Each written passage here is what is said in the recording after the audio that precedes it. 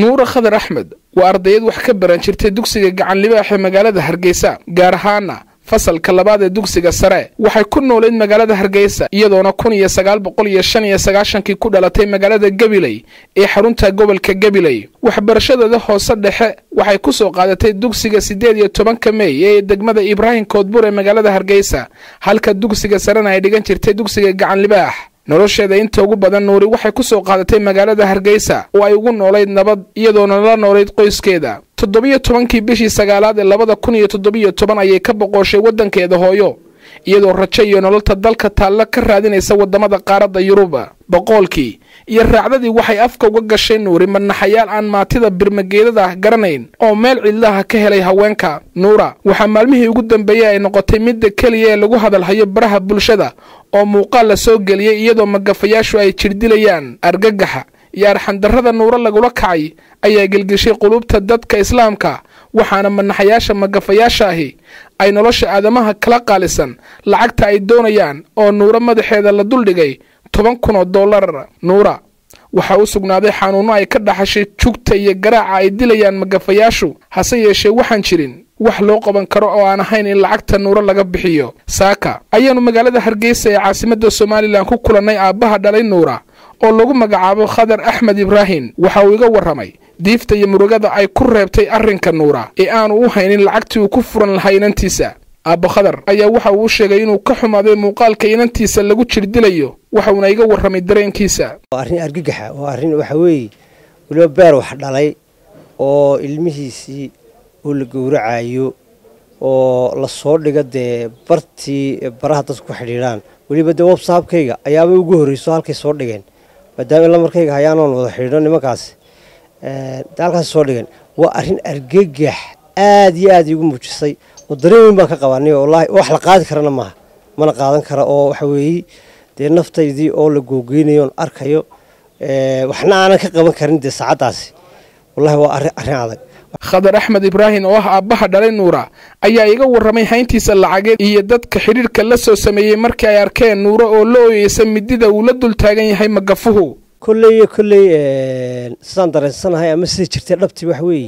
nuura dadkii la socday badidoodii way ka baxeen oo lacagtii bay heleen groupka ku haray ee ay nuura ka mid tahay waa dadkii loo waayay oo loo kari waayay loo tahli kari waayay in lacagta laga bixiyo shuruuda lagu xidhay lacagtu markaa waa imisa lacagtu walaalo waxa weeyaan lacag badan weeyi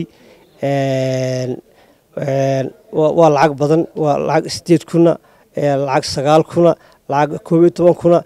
kolba waxa kula ka daay laakiin minimum ugu dambeeya waa $8,000 weeyi hadda u haysan dhaqaale iyada si loo furto wallahi billahi taala anu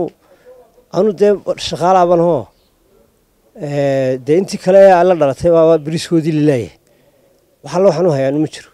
intaas kadib aniga ayaa fursad u helay inaan si toos ah ula xiriiro magafa iyo nuura oo xabsiyada magafa ku tabaalaysan waxaana dhex martay sheekadan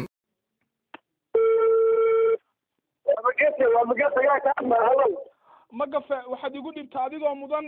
nuura Khadar si aan hawlaheeda iyo lacagteeda iyo hawsheeda uga hadlo lacagteedu waa 8,250 bilyan ka dileeyahay hadda ka dileeyahay laga qaban maayo halka kale waa la geenaa caafimaad baa ma garato waa sax adigoo raaliya hal mar igu dhow si aan xaalkeeda u ogaado